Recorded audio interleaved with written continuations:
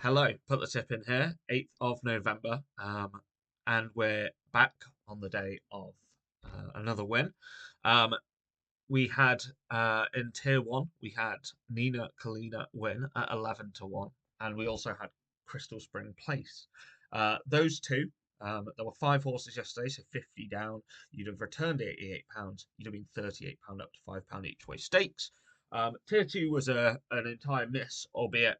Um, the horse that won in our overpriced section had a horse in behind it who was in tier two. Now, this wouldn't have rescued our day, but this is what I mean about shocking rides. Um, now, I haven't even looked up who the jockey was on the back of Sanitizer, um, but you know, obviously, I was saying this to Rob in the comments. We'd have actually been up in the overpriced because Rialth won at 12 to 1, meaning we'd have put 70 quid down, 82 back, 12 profit. Um, but we would have had one place, and Sanitizer was running on really nicely. But the jockey decided to stop riding it well before the finish, which meant it did fade um, to fourth, which left it outside the places in that race.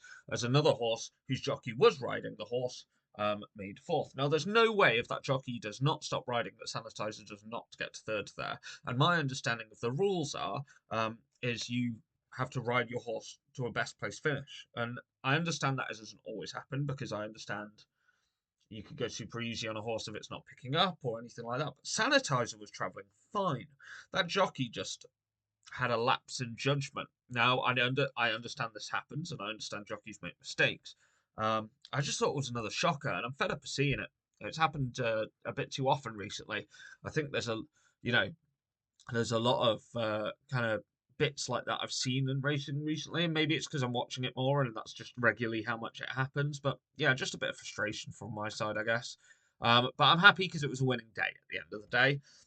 Today, I have done loads of research for you, and it's been a really tough morning because millions of horses running at Doncaster, loads of horses running at Aintree.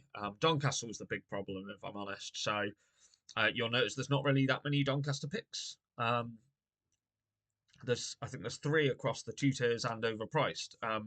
We've also got an each way double which does involve Doncaster, but there is kind of a long list. I'll kind of maybe talk through that at the end. We'll go through tier one first. So tier one, let me just get the live odds up. Tier one, we've got six selections, and we start at the 12.42 at Kelso. The 12.42 at Kelso, and that is Arctic Man. Arctic Man at 11 to 1. We move to the 2 o'clock at Doncaster. 2 o'clock at Doncaster. Better and better. Better and better. 8 to 1. The 3:15 at Aintree. 3:15 at Aintree. Paddy's Policy. Paddy's Policy at 6 to 1. The 3:20 at Gowran Park. 3:20 at Gowran Park. Deshingis Dragon. Deshingis Dragon. 15 to 2. The 4 o'clock at Wolverhampton, and I can't believe I'm tipping a horse of these odds in tier one. 4 o'clock at Wolverhampton, Solar Edge. Solar Edge at 22 to 1. It's actually on the drift as well, so just keep an eye. And then the 6:30 at Wolverhampton, 6:30 at Wolverhampton, invited at 9 to 1. Um, yeah, it's been tough narrowing that down to six. There's two races where I really wanted to bang in two horses each race, and we'd have had 10 horses, but that's where we've come down to on the six. I'm kind of trying to follow the guidelines I kind of set out of limiting. Um, tier tier two only has um, three horses in it. Again, because of this issue with like tons of horses. And it being kind of like the end of a flat season and all of that. So three horses.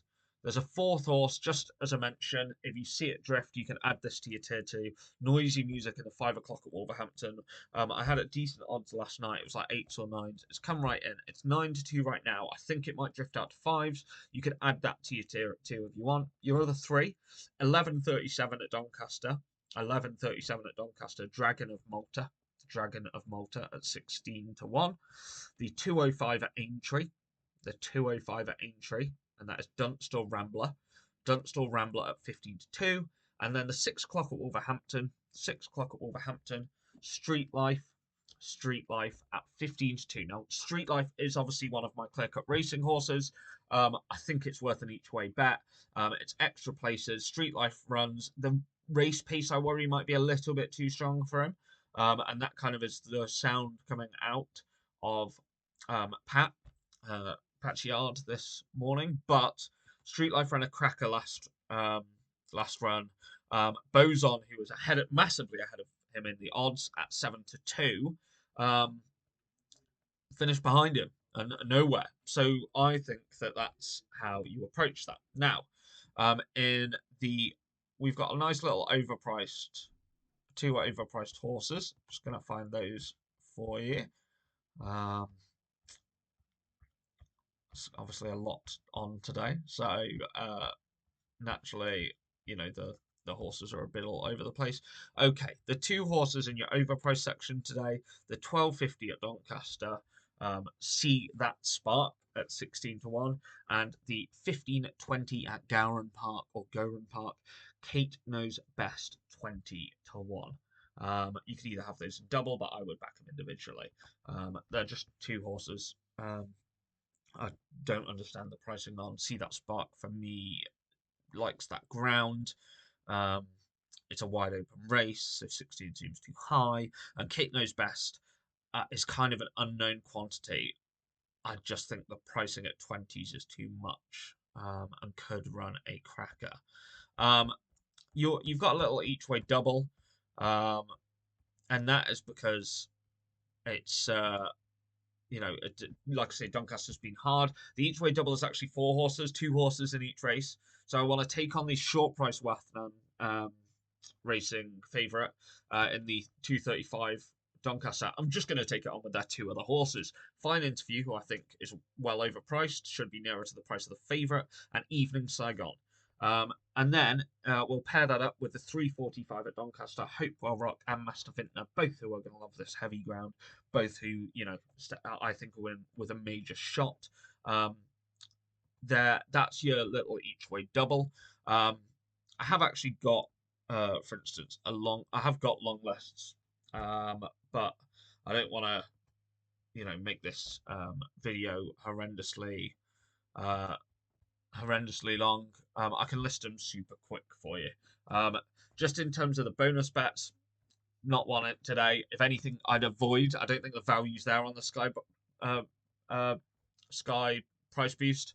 It would need to be kind of 2-1 minimum for me to even look at it.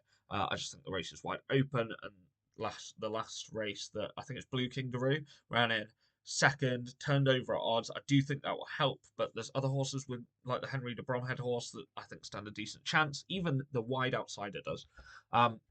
Your long list. I'll just run through them relatively quickly as to what I've looked at and narrowed down. So your Ascot 240, Nocte, Velatus, Mahan's Glory. Your Ascot 315, Paddy's Policy, Hurrah, La Yacht. Doncaster 1137, Flag of St. George, Eminency, Dragon of Malta, Quest for Fun. Doncaster 125, Spycatcher, Apollo 1, Circe, and Navassa Island. Doncaster 235, Evening Saigon, Fine Interview, Lord Bertie, Aberama Gold. Doncaster 310, Comology, Hot Flame. Doncaster 345, Hopewell Rock, Master Vintner. Gowran Park 1228, Time in a Bottle, Working on a Dream, John the Diva, and that Gowran 320, which obviously we've got the horses in, Dashingi Dragon and Kate Knows Best. They're just so you've got the rest of them. That's kind of like horses I couldn't place in tiers, but ones I'm interested in. I will obviously monitor their pricing over the day.